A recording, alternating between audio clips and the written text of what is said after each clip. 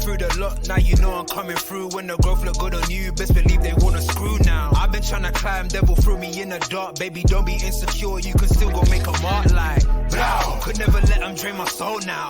Blow. Table turning like doorknobs, wow. Blow. I think I'm about to set sail. I'm a walking, living legend, walking with my chest out. Life keeps dealing me cards, I keep fitting in.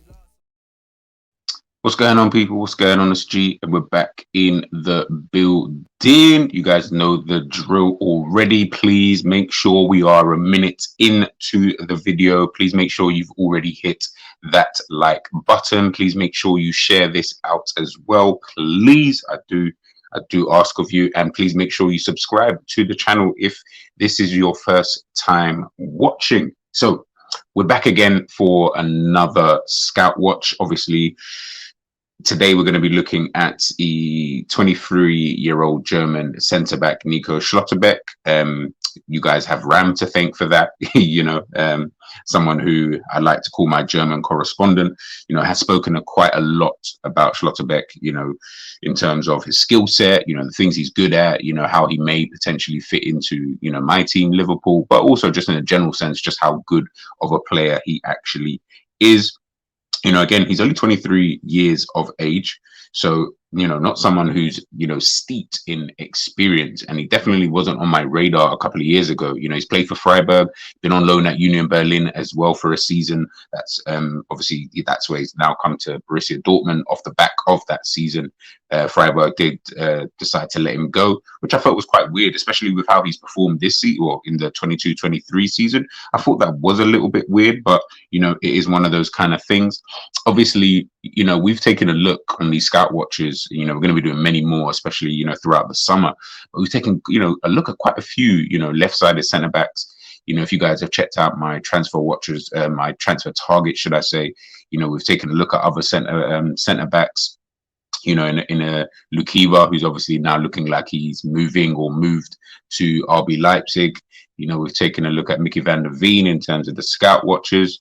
And there's quite a fair few others who are going to be coming up, in the list of left-sided centre-backs. Levi Colwill, we've taken a look at, quite a few months back as well. There's so many other left-sided centre-backs out there. And I think left-sided centre-backs, and when I say left-sided, I mean guys who can actually use their left foot or are actually left-footed, is becoming a bit of a rare commodity, and it's becoming almost like the diamond in the rough, in terms of centre-backs in a general sense. Everybody's looking for them.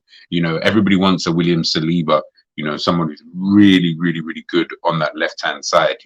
Everybody would like to have a Van Dijk, but he's not even left-footed, And I think with the way that we've seen, shall we say, Manchester City play with Nathan Ake in that back three, playing on that left-hand side, quite a lot of teams have kind of looked at that. You've got Lewis Dunk, obviously, over there at Brighton. You've got Dan Burn over there at Newcastle.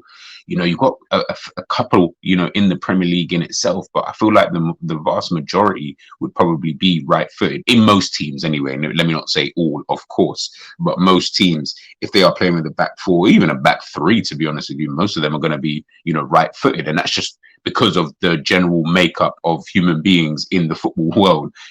There's more right-footed players than there are left-footed players, unless someone can prove to me that that isn't true. That is to my knowledge. I know I'm left-footed as well, and I understand, when it comes to, being on the pitch, you get looked at a lot differently, because you get looked at anything to do with that left-hand side. It doesn't matter if you're a winger, if you're a defender, it really doesn't matter. If they need to fill a spot on that left-hand side, you always used to get picked, for that kind of position, because it's such a rare commodity. But now, with the way that teams want to play, build up from the back and all this kind of stuff, they are looking for more specialists, in these areas. And I think Schlotterbeck is definitely a player, like I said, a big up Ram, because he wasn't really a player that I took too much notice of. Watched quite a lot of Bundesliga. I like Dortmund. Almost won the league, obviously, last season. Finished just behind Bayern Munich on the last day when they should have sealed it. But, throughout the season, he's put in some really, really good performances. He's played a couple of times also for Germany as well. So, definitely a player, I think, maybe not this, obviously the season just gone. I think give him another season at Borussia Dortmund. He will have quite a few suitors, you know, for next summer, if I'm being totally honest with you. I mean, I wouldn't even be surprised if he goes to Bayern Munich next season, if, after this season, up and coming season. So, you know, do not be surprised. But of course, today we're just going to take a quick brief look, you know, at Schlotterbeck. You know, what is he good at? You know, why is it, you know, someone like a Schlotterbeck and various other, you know, names that I've looked at, you know, like the Levi Coles of this world, the Mickey van der Veens, you know, the Lukebas, players of this kind of ilk. Why are these players being looked at so much, you know, especially this summer? And I think it's because most teams, especially the top teams anyway, they kind of want to play with that back three. And if they don't play with a back three or a conventional back three, they want their wide, or they want their centre backs to be able to play out wide. You know, they want them to almost be wide centre backs. And, you know, with some teams like a Dortmund, which we'll get into in a second, they will have that defensive midfielder who slots back into the back line. And then, you know, they've got a back three if they haven't already set up with one. And that's something we see quite a lot, you know, with Borussia Dortmund, if I'm being honest with you, you know, with the way that they kind of set up. So the way that they set up obviously is with a back four, so to speak. But even with that back four, it's a little bit weird. It's a little, well, I say weird. It's just, as I mentioned, they've got Nico Schlotterbeck and then maybe a Matt Hummels or Sule, however you pronounce his name, the German centre back. They usually will split, and once they split, what's really good about them is Emre Can will then drop in to the middle, and then Guerrero and Riasen on this occasion, but whoever's playing on that right hand side. I know sometimes Thorgan Hazard has actually played on that left hand side if Guerrero isn't there or isn't available. What they'll then do is they will push up really, really high. You then got Schlotterbeck, Hummels, or Schlotterbeck and Saul on the right hand side. They'll then push a little bit wider to fill into those gaps, and then Emre Can obviously drops in almost as a makeshift, you know, central centre back, to be honest with you. So that's what some teams would most likely try and do if they don't have a conventional back three. You know, for Germany, a bit different. You know, sometimes Germany will play with a back four, to be fair, as well, but they'll play also with that back three as well. And this is where Schlotterbeck can, I feel, play in his kind of natural position, you know, over there on that left centre back area. Because when you even look here at his heat map, you can see again, I've mentioned this before and I've spoken about, you know, in terms of what I would like to see from left centre backs, but also just left centre backs in a general sense, whether it's left, whether it's right, whether it's central, mostly obviously the wider areas. When I'm looking at these type of players, look at his heat map here. For me, perfect. Again, you know, you've got obviously the main areas, you know, before the behind the halfway line, and then you've got just a little bit over the halfway line, and that for me is so much better. That is exactly the kind of left centre back that I want to be able to see, because I don't want there to be a situation where we've got with Robbo, which is his role on that side is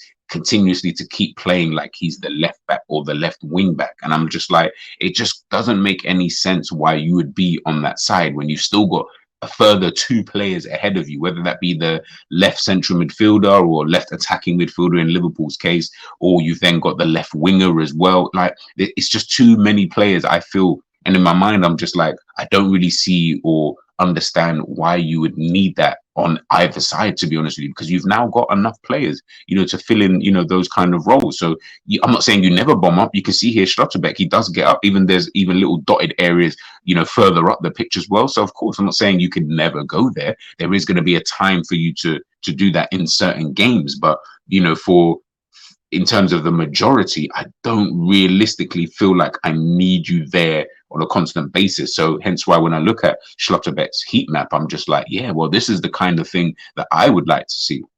Again, taking into account, you know, his performances again for Dortmund this season. Dortmund performed really, really well, performed pretty decently in the Champions League, obviously then got knocked out. You know, I think it was at Chelsea. They got knocked out by but even in the Bundesliga, we already know how the Bundesliga is kind of set up. It's kind of Bayern's to lose every single season, and they ran Bayern really, really close. Again, it just didn't have enough to get themselves over the line, but he was one of their better performers, you know, this season. And when we're taking a look at him as an individual in terms of what he's really, really good at, you can see here, just if we're looking at the stats side of things, So you can see here tackles, 2.21, per game he's doing. Even interceptions, 1.12, even though that ranks pretty low in terms of, other centre backs, it's pretty decent because you then got to take into account the setup and the way that Borussia Dortmund obviously plays. But then we move above that and we can see, this is where he's really starting to excel. Again, bearing in mind, like I mentioned, they do play with a, would I say, initial back four, but of course, as I mentioned, you've got the two fullbacks who will push up really, really high, and then the defenders will then split, and it does give him that area where we saw obviously with his heat map. This is why his heat map will look like that, because the centre backs will then split, which then gives him the opportunity to then get statistics like this, where we can see progressive carries 1.66, puts him, really, really high amongst, most centre backs. Progressive passes 5.92, 97th percentile, passes attempted, really, really good. Successful take-ons, something that I really, really noticed about him. And that is something that I would say, about, and even if you, just before I go into that, if you look above that, you can see shot creating actions, and all the other stuff, assists, he's ranked in the top 2%, or the top 1% really, in terms of assists. And this is from a centre back, centre back. Are we deep in the type of player that we're talking about? But one thing I would say before we even look into his style of play, and then we get into what he looks like, versus a Robertson, when you're thinking about, again, the left-sided centre-back role, if I go back to the statistics here, one of the things I looked at mainly is, obviously, it looks great when you look at it just for face value. If I didn't tell you who this was, you'd be like, oh, who's that? Do you know what I mean? Straight away, I always go to a few things, and maybe I should have highlighted them for you guys to see. But the things that I look at for my wide centre-backs is I look at tackles, I look at interceptions, I look at successful take-ons, I look at progressive carries and progressive passes. Pass completion, yeah, kind of, but if it's relatively high, his is 86.4, per game anyway. I'm not really too fussed in terms of where he's ranking, because it's higher than I need it to be, which is more or less over 84%. But when we're looking at, a centre back, so first and foremost, what do we need them to do? I need you to be able to tackle. Well, he's got that in his locker. The interceptions, that in itself, when you look at it, it's low. I look at it just to see, are you someone who can intercept, well enough? But then I also have to take into account the type of team you're playing for. But nonetheless, I do still want it higher than it is. Blocks, no problem with that. Clearances, I mean, if they're not getting, that many, if the opposition are not getting that many chances, in the box anyway, you might not even have that many, but he does do 2.78 per 90. Which is just probably more testament to Borussia Dortmund themselves. And then obviously, as I mentioned, you move above, and I'm looking at, your progressive carries. How good are you with bringing the ball out from the back? Are you someone who is decent? And when you do bring the ball out from the back, how good are you with your passing? Are you just someone who can bring the ball out, but when it gets to the passing side of things, you're just like, Jesus Christ, it's just, one of those kind of things. And with him, I feel like he culminates quite a lot of all of the attributes that I would be looking for, and I'm assuming most people would be looking for from their wide centre backs. Hence the reason why I think that he's definitely an interesting player, definitely a player I think would have a big future ahead of him, because of the role that he is playing and because of the amount of teams who would like to have someone in that role. When we look here, just at his style of play in a general sense, mentions here Schlotterbeck's strength, tackling and mobility to cover the space behind if needed, means he can make this seemingly risky defensive approach extremely fruitful. Then move on to say he may be best suited for teams who play a back three, which actually affords the outer centre backs more leverage to step out more. Even then, he would need to become used to playing with more possession and in a higher line. So again, if you're a team who do like to keep possession, so I'll use maybe Brighton or Arsenal or Manchester City, teams who like to keep the ball ticking. When I'm looking at those kind of teams, he might potentially suit them. Obviously, he's not used to necessarily playing in a team like that. I feel like Dortmund are quite fast-paced when they need to be, and majority of the time that they kind of are. They're a team I feel play in transition, because they've got quick players up top anyway. The Makukus, the Adeyemis, Bellingham running in behind, Marlon, but I still feel is relatively quick, in those forward areas. Dorgan Hazard, Julian Brandt, they've got really quick players and they can play in that kind of transitional phase. So maybe Schlotterbeck, again, just trying to take into account, him playing for Dortmund, maybe when he is playing for Dortmund, because they're playing in that transition kind of football, when we're seeing certain things, even though his passing and stuff like that, progressive passes are really, really good, maybe they are maybe not as incisive, so to speak, in terms of cutting the defense open or passing all the way, up to the front man and stuff like that. He just seems like someone who's able to keep the ball ticking, keep the ball moving, keep possession really, really well. So again, just little points that I kind of saw, with him. Schlotterbeck is the installation of a ball playing centre back, primarily a ball carrier. He is good with both feet. The left being is dominant, exceptional at reading space around opponents when ball carrying, and has the perfect physique to be a mobile central defender. Again, being comfortable on the ball, being comfortable in wide areas, being comfortable bringing the ball out from the back. These are all little plus points that, all, if not most teams want, from their centre backs, especially now in today's day and age. All too often, this blend of on-ball attributes might lead to questions of his defensive credentials, but on that score, Schlotterbeck is also exemplary. The athleticism that lends itself so well to ball carrying is an important part of this. So, just again, it's just more reiterating what he's really, really good at, why most teams, are looking for a player like this, why Dortmund have got a really, really good player. And if Dortmund, at times, not many, I think a couple of times, this season, Dortmund might have been able to play with a back three. So you've got Schlotterbeck, you've got Hummels, you've got Saul. When you look at those three, I mean, Saul maybe not so, because I'm not really too convinced on him, but they could, if they really wanted to, play, with that back three. But I think playing with that back four, having the fullbacks push up really, really high, and then having your defensive midfielder then slot back in. That's something that I've mentioned before in regards to Liverpool, even in Liverpool's pomp. Again, no one says anything when you're winning, kind of thing. But even when I looked at it during that kind of period of time, I always felt like we could have had, even though we were pretty good in terms of defensively, we weren't conceding that many goals, but I still felt that we were conceding chances. We weren't conceding goals, but we were conceding quite a few chances. And that was always an area for me, because I always felt that defensively, I'd never really felt that Liverpool were that stable. Of course, again, you look at the statistics, you'll probably sit there and say, but Liverpool only conceded this many in, the 18-19 season, or that much in the 19-20 season, or 2020.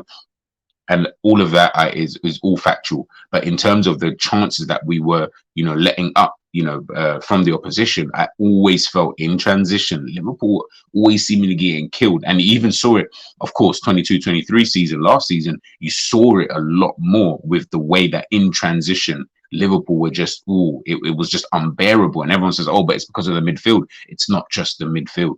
It's not. It's a whole team thing, to be honest with you. But it's not just one specific area. That would be naive to think that one area of the pitch is then going to be so detrimental to the entire team. Like, it just wouldn't really make viable sense, because of how Liverpool are. Liverpool are a cog. They need all parts working in order to be efficient. They can't just have one part working. As we saw, Salah still scored, goals and assists like 30, 40 last season. So clearly you had a part of that team working. Alisson still played well, but still Liverpool conceding. Like, you need all of the parts to be functioning in their roles all at the same time.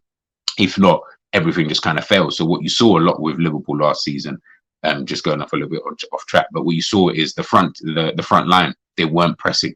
They weren't pressing enough. They weren't intense enough. Once they are not intense, teams break that first line of the press. It was just too easy. Now you're getting into the midfield, but you're getting into the midfield where they're starting to get outnumbered, because the team have broken that press so easily. They've been able to get numbers in there. Once that happens, the back line now looks, a little bit shaky, because the back line have now got to deal with fast players moving in and around, side to side, everywhere kind of thing. And they're having to deal with so many different players, because the first line of defense just wasn't intense enough. They always come, how many times did we watch Liverpool last season? We're getting overrun, kind of thing. So that's why I say, with the way that Liverpool are playing now, I say all of that to say, with the way that Liverpool seemingly want to play again, we don't really know. But with the way that we played towards the back end of last season, having those wide centre backs, they need to be players who are comfortable on the ball. They need to be players who are comfortable defending out wide. They can't be rash defenders, i.e. a Kanate, for example. They can't be defenders who, you can be aggressive. You can be someone who's going to, get up and at them kind of thing. And I don't mind that at all. But you need to be smart with it, but also it's unfair. It seems like I'm asking for a lot, from a defender. Ultimately, I'm asking for a defender to be almost as good as a midfielder or an attacker. But, unfortunately, that's the kind of way that we're heading. So ultimately, I need them to be all of these things. I need you to be a ball playing, left-sided or right-sided centre-back. I need you to be obviously comfortable bringing the ball out from the back. I need you to be able to be a decent passer of the ball. I don't need you to be as good as Kevin De Bruyne or Trent Alexander-Arnold or Iniesta or Xavi, but I just needed to be comfortable enough to be able to play the system. But also, it's just more the comfortability, being able to play out wide. I just think that with a centre-back, no centre-back wants to go out wide. None. There is none. Ask Rio or them lot, go defend out wide. That's not what they want to do. Whether they can do it or not, obviously, is then subjective, but they don't want to. No centre-back wants to go from central areas to out wide. That wouldn't realistically make any sense because they're going to be most strong in that central area where they can see everything. Once they have to go out wide, for some defenders, not all, it's nosebleed settings because it's just like, kind of thing. I'm having to go push out here, and then they start to lose a bit of their bearings, behind me, to the left, to the right kind of thing. Where do I go? When I look at someone like a Nico Schlotterbeck, I can see positionally he's really good. Tactically, he seems to have his head screwed on. And again, with the on-ball attributes that he's got, I feel like he can obviously work, potentially in that kind of system. You can see here anyway, when he's bringing the ball out. This is what I mentioned about with Borussia Dortmund in the way that they kind of play. You can see now this time they've got kind of the three centre backs on the pitch, in terms of their actual positions. Obviously, how they actually set up is a different story, but you can see they've got the three centre backs. Schlotterbeck's on the ball now. Centre backs pushed out really, really wide. Thorgan Hazard, Saul, both really, really high up the pitch. But then you've got Ochan, who then slots back into that almost, I'm not going to say into that centre-back role for now, obviously maybe because of this phase of play. But when Schlotterbeck keeps bringing the ball up, he's obviously more than likely, he's got a couple of options, really and truly. He could go to Hummels and they could go play that way. He could go to Thorgan Hazard, they could play that way. If he does dribble a little bit, maybe gets himself a bit of space, and if Brandt moves a little bit, they can then play into him, into that kind of area, and then start moving centrally. And then you've got Adeyemi, and then you've got Moukoko. Again, he can also pick out the Moukoko pass if he really wanted to in behind. You can see Moukoko about to make that kind of, arching run. You've got Adeyemi coming in from the flanks as well to then push in. So they've then got, a few options, but you can only get those options when you've got someone who is relatively comfortable on the ball. And if he's not comfortable on the ball, it's going to look a little bit, a little bit spooky. So, it's just one of those things, man. But again, definitely a player I like, definitely a player, I've taken some time to look at him, and I'll say again, big up Ram, for bringing him to my attention. I didn't, it's like you notice someone, but then you don't really notice them. So I've had to kind of go back, eat that bit of humble pie, to be honest with you. Take a look at him, watch some old videos, watch some videos from last season, see what he's like. And, I kind of like what I see in regards to him, but I think that's just more because I'm now being conditioned into thinking that, and this is for everybody. I feel like we're almost being conditioned, big up Ends and Jerry. Actually, we had a conversation about this in terms of technical and pace and power, what they teach kids, in the academy and things like that.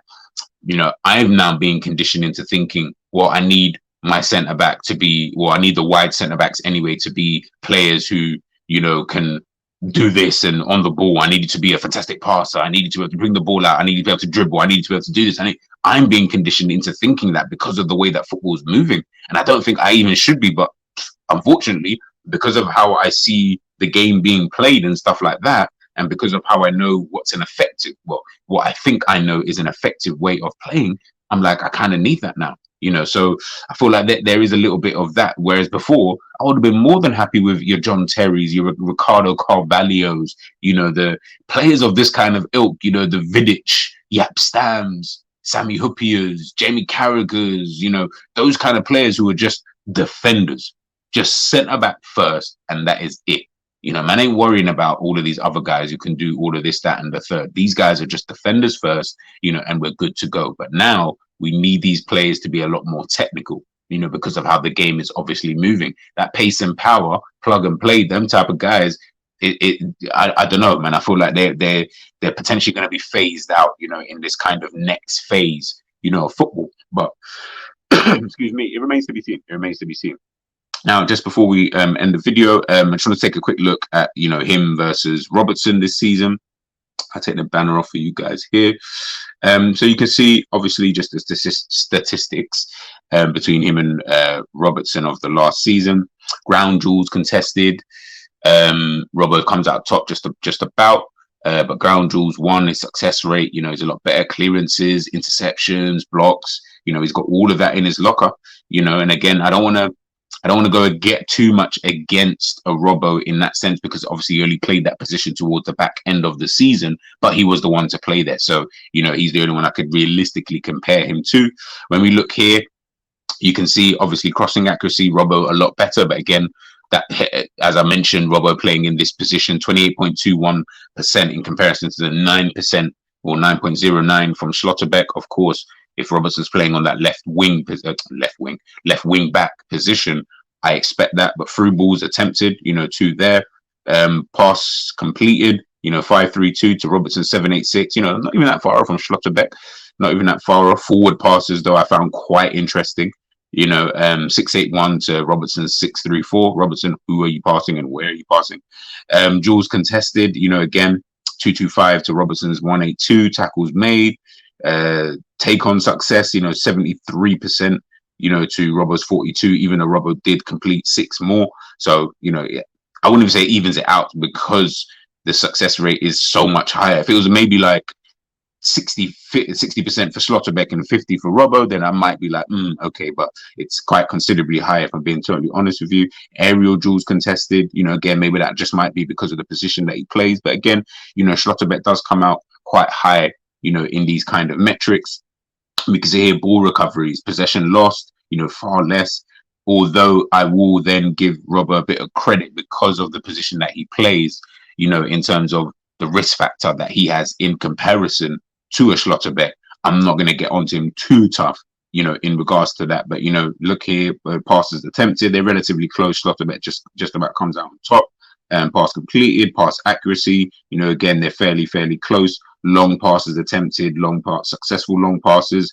You know, Schlotterbeck's coming out quite, you know, quite ahead of Robbo in a lot of these metrics, which is quite interesting to see. I'm not going to say, you know, again, one played left wing back, one played for the majority, 95% of the season, and the last 5% was obviously those last like 10 to 12 games. Schlotterbeck obviously is a centre back, you know, by trade, can play in the back 3, can almost possibly push out to that left wing back kind of position if needed be as well. But then that's where you then have other players to slot into that position. And this is what we need, is we need that rotation. We need to have players who can play in a couple of positions, but actually play those positions. I don't want to start seeing next season makeshift. Now, I'm not necessarily advocating to sign someone like a Schlotterbeck, because I don't think that would be a realistic signing for Liverpool next season, especially, or this summer. But, you know, it's definitely one of the names that I look at. And, you know, again, these are the kind of players that I'm talking about when everyone talks about the Levi Colwells, you know, of this world, the Vardios of this world. There are other players out there, you know, who can potentially fill in that role, you know, just as good as a Levi Colwell in terms of the effect that they would have, you know, on the team kind of thing. So it's just one of those kind of things, man. One of those kind of things. But, you know, it all depends. But, guys, we've reached the end of the video. Nico Schlotterbeck, Borussia Dortmund, centre-back. Let me know, obviously, what do you guys think of him? Do you guys like him? For those who watch the Bundesliga religiously, what do you think about him? Is he a really good ball-playing centre-back in your opinion? Do you think he can go on to pastures new, you know, in the future? You know, and what team do you think he would best suit? If he were to leave tomorrow, what do you think would be the best team? And I'm not just talking about Liverpool, any team in the world, whoever you think, or do you think, you know, playing at Borussia Dortmund is the best thing for him? Let me know what you guys think in the comments. I'm G, Scout Watch done, and I am out.